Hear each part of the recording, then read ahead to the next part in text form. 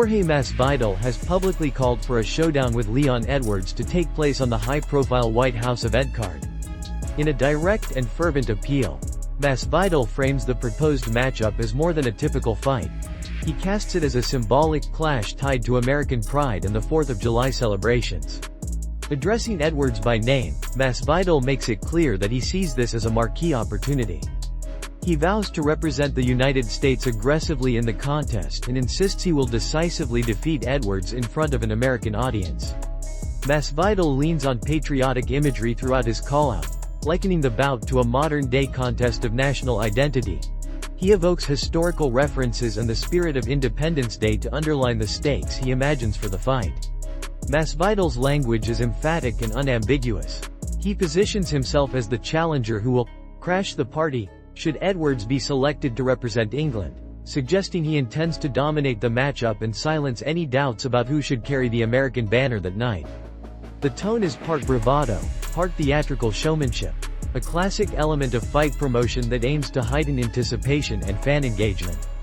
Beyond the rhetoric, Masvidal communicates a clear competitive intent. He punctuates his remarks with promises of a decisive outcome and expresses confidence in his ability to impose his game plan on Edwards. The call-out is structured like a challenge. It names the opponent, specifies the event context, the White House card on the 4th of July, and articulates the challenger's motivation, competing not merely for a personal victory but for a symbolic win on a national stage. Masvidal's appeal is crafted to resonate with multiple audiences. For casual fans and broader sports viewers, the association with the 4th of July and a White House-themed card elevates the bout beyond a typical sporting contest. It becomes a moment with cultural and promotional significance. For hardcore fight supporters, the directness of the call-out and the clear desire for a definitive outcome promise an intense, competitive matchup. And for promoters and event organizers, the narrative Masvidal advances, a patriotically charged main event with two top-level competitors, has obvious commercial allure. While the language Masvidal uses is forceful, the core message is straightforward. He wants the fight, and he believes he will win it. He invites Edwards to accept a high-profile meeting in the octagon, explicitly tying the timing and setting to America's national holiday to maximize attention and impact.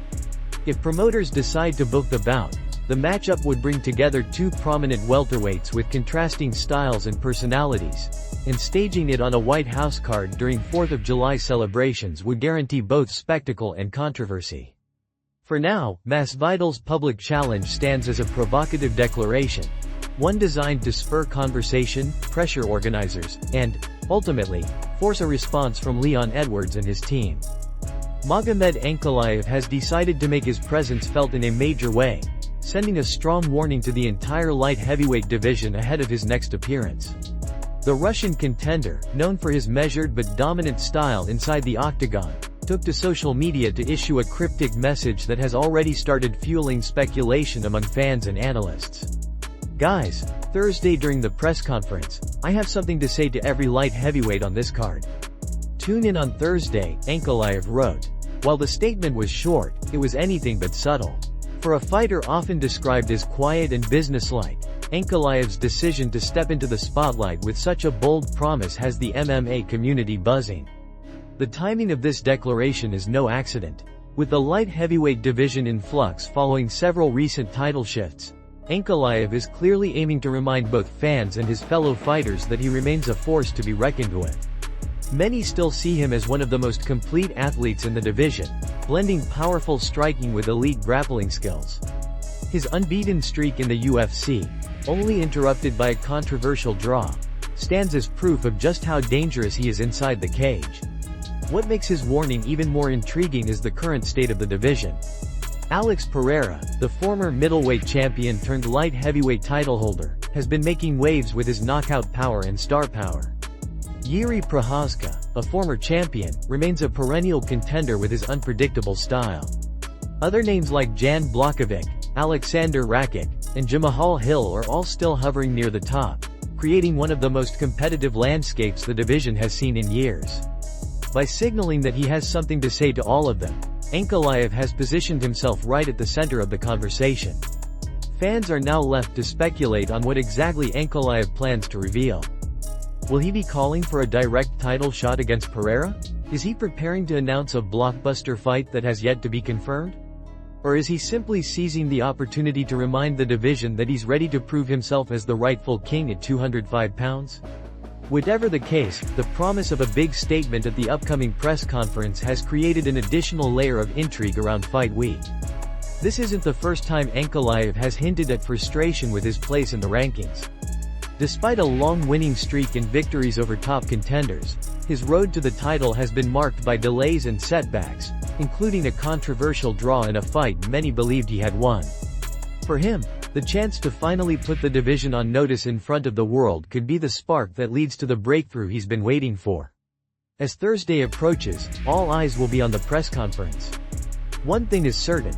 When Magomed Ankalaev says he has something important to say to every light heavyweight, the division would be wise to pay attention.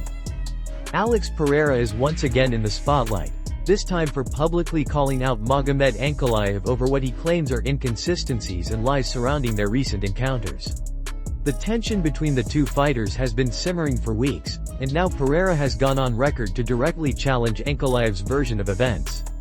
The drama began when Pereira and Ankalaev crossed paths at the UFC Performance Institute.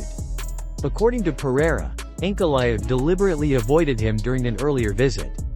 However, Ankalaev later denied those claims, stating that he had no idea Pereira was in the building at the time. For Pereira, the contradiction was too obvious to ignore. In a media scrum filmed by Full Send MMA, the former champion didn't hesitate to point out what he sees as a clear fabrication. It just shows that he's not writing these tweets himself, Pereira explained, suggesting that Ankalaev's social media posts, often run through translation, don't reflect his true voice. It's not coming from him. He came here and thought, maybe I don't want to see him because I'm alone. Pereira's comments cast doubt on Ankalaev's honesty, portraying him as a fighter trying to control the narrative while avoiding face-to-face accountability. The back and forth didn't stop there. Pereira also addressed Ankalaev's remarks about their first fight, during which Ankalaev suggested that Pereira felt greasy, implying gamesmanship. Pereira dismissed those accusations, instead framing the fight as a mental victory that proved how much his skill set has evolved. It just shows how my game has grown, he said. It strengthens me mentally knowing I was able to shut down his game plan. While Pereira has made it clear that reclaiming the light heavyweight title remains his ultimate goal, Ankalaev's camp has fired back with their own criticisms. In a UFC promotional video, one of Ankalaev's coaches downplayed Pereira's ability, dismissing him as a one-dimensional fighter. His technique is standard. His strikes are standard. He's an old kickboxer. He has no speed. Alex has a punch, but not the kind that can really knock you out, the coach said. These comments underscore the ongoing narrative that Pereira, despite his knockout power and championship pedigree, may struggle against a younger, more versatile opponent like Ankalaev. Adding another layer to the weekend's card, former light heavyweight champion Jiří Procházka also spoke about sharing the spotlight with Pereira, a man who holds 2 victories over him. Known for his philosophical and meditative approach to fighting, Procházka maintained his composure when asked about his rival. "You know me, I meditate and do a lot of inner work. I can't have that attitude towards him. The only thing I'll say is I believe I'm on a level where I can beat him." Procházka's future in the title picture, however, may depend heavily on his upcoming performance. With Carlos Ulberg recently making a strong statement with his victory in Perth, the competition for the #1 contender spot has grown even tighter. For Procházka, an emphatic win could be necessary to re-establish his claim as the next rightful challenger. As fight week builds momentum, the narratives intertwine. Pereira's fiery accusations, Ankalaev's measured dismissals, and Procházka's calm determination. Together, they set the stage for a light heavyweight division filled with tension, rivalry, and the promise of explosive showdowns to come. Ben Askren has shared a deeply personal and inspiring update on his health journey, marking the first time he has sat down for an in-depth interview since undergoing a life-saving double lung transplant. Known as a former Bellator and ONE Championship title holder and later for his UFC run, Askren has remained a public figure, but until now he had not fully opened up about the extent of his health scare and recovery process. In a recent conversation with Ariel Helwani, Askren revealed what doctors told him following the transplant and the possibilities that lie ahead. According to Askren, his medical team shared examples of other double lung transplant patients who not only returned to full health but even achieved remarkable physical feats, such as running marathons within 2 years of surgery. This gave Askren hope that he too could regain a high level of fitness, even though he acknowledges the lifelong challenges that come with such a procedure. "Physically, I think I can be really healthy again," Askren explained. "But I've now got a stack of pills I take every morning. Before this, I wasn't on any medication at all, none. Now it's around 40 pills a day." Askren noted that while the number of daily medications will eventually decrease, he will always remain on anti-rejection drugs for the rest of his life. The former fighter also opened up about the physical toll the surgery took on him, particularly regarding his weight. At his lowest point, Askren weighed just 138 pounds, a far cry from his days competing in MMA's welterweight division. Since then, he has worked hard to regain weight and strength, saying, "I'm probably 25 pounds heavier than that now, but putting weight back on has been difficult." Another notable part of Askren's story has been the overwhelming support he received from both fans and high-profile figures in combat sports. After insurance denied coverage for the double lung transplant, donations poured in from thousands of people.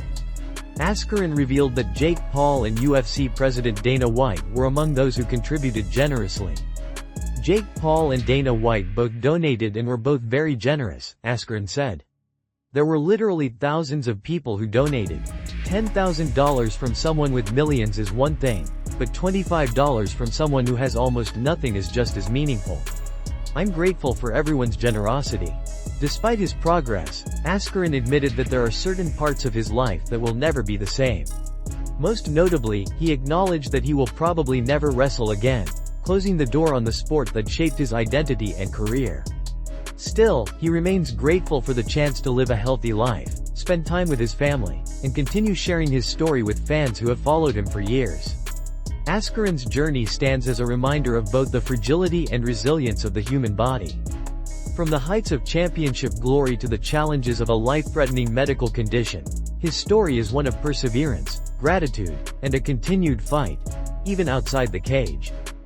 Sean O'Malley has never been one to shy away from bold statements, but his latest remarks have the MMA world buzzing. In a recent video posted to his YouTube channel, the UFC bantamweight champion praised Ilia Topuria as not only the best fighter today but the greatest pound-for-pound fighter of all time. Topuria's meteoric rise has been nothing short of astonishing. In just his last 3 fights, he has knocked out some of the biggest names in the sport: former featherweight champion Alexander Volkanovski, former lightweight champion Charles Oliveira, and former featherweight king Max Holloway. These victories were not hard-fought decisions or wrestling heavy grind matches. They were emphatic, highlight reel knockouts against some of the most durable and respected fighters in UFC history. For O'Malley, that kind of resume sets Topuria apart. "Ilia is pound for pound the greatest fighter to ever walk this earth," O'Malley said. "Greatest fighter pound for pound ever. Even over John Jones, I think. Look at who he's beaten. His last 3 fights. Knockout over Volkanovski, knockout over Max Holloway, knockout over Charles Oliveira. He's not just beating these guys by decision or by holding them down. He's knocking them out. It's a powerful statement considering the company Topuria is being compared to. Fighters like John Jones, who dominated multiple generations of competition, and Khabib Nurmagomedov, who retired undefeated, are often held up as the gold standard for pound-for-pound greatness. Yet O'Malley believes Topuria's resume and the fashion in which he's secured his victories place him above them. The fact that Topuria is not simply winning but finishing legends of the sport in decisive fashion is what makes O'Malley confident in his bold claim. O'Malley, of course, couldn't resist adding his trademark humor into the conversation. He jokingly claimed that he could take Topuria himself, referencing a light-hearted call-out he made earlier. "I think I could take him. I called him out," O'Malley said with a grin. He even laughed about the viral reaction when he quickly followed up the call-out with, "Thank God he didn't take it as a joke," a moment that spread across MMA social media. While O'Malley's comments have generated debate, there's no denying the dominance Topuria has displayed inside the cage. Each performance has elevated his reputation, with fans and analysts alike beginning to recognize him as one of the most dangerous fighters on the planet. His ability to dismantle elite competition with such precision and power makes him a rare talent, and at just 27 years old, his prime years may still be ahead of him. As for what's next, the UFC has yet to announce Topueria's next opponent or fight date. However, with the promotion's new partnership with Paramount, there is speculation that Topuria could make his next defense on the UFC's debut Paramount card in January. Until then, fans will continue debating whether O'Malley's bold proclamation holds weight. Is Ilia Topuria truly the greatest pound-for-pound fighter the sport has ever seen? What's certain is that Topuria's name now sits firmly among the greats, and his run of knockouts has created a legacy that could define an era.